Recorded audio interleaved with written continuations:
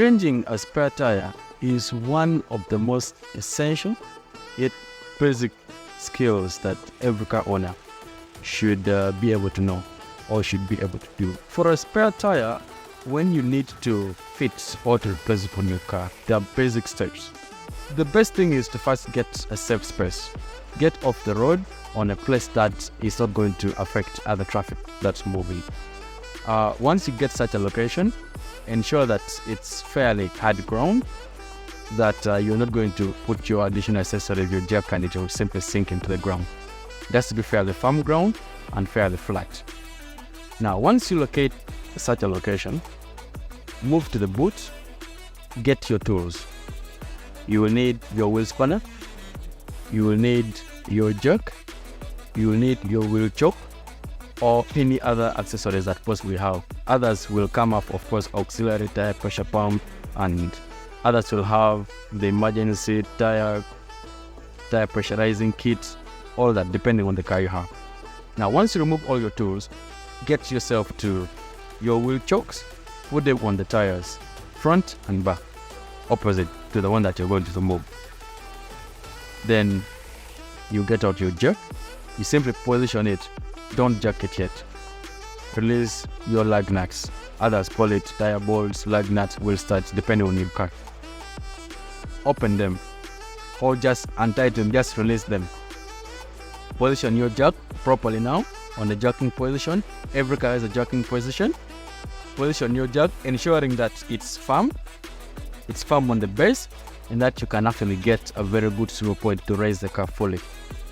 Now, jack it all the way until the tire is off the ground. As it's off the ground, finally, you can now be able to remove your wheel studs. After that, remove the tires. Get now your spare tire, which you removed earlier on from the boot, fit it onto the car.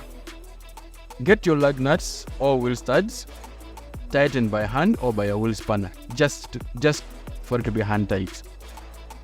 At that point, lower your jack to a point where your spare tire is just touching the ground. The weight of the car should not yet be on your spare tire. Just hold it right there. Then you can tighten your lug nuts. At that point, it will allow your spare tire to sit fully onto your wheel bearing system. At that point, then you can fully lower the jack and remove it. At that stage, get your wheel spanner. Additionally, now you can tighten maximum, so that you're sure.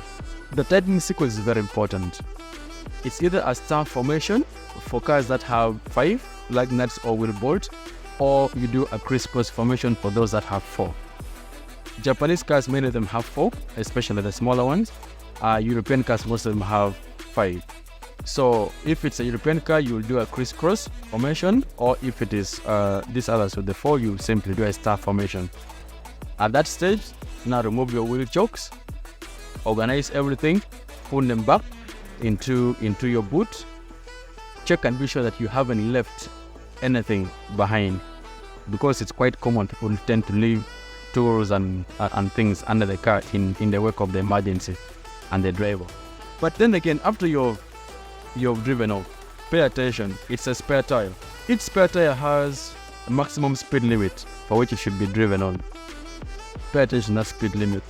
Have respect for wet surfaces, have respect for muddy surfaces, and have respect for any other road signs that are given or that you will be able to see, because your car is not performing in its best safe condition or situation. It's just a spare tire. So drive the car until you get yourself to a safe space or spot where you're able to finally get back your correct tire. Spare tires, like it's mentioned, it's a spare tire. It's not for everyday use.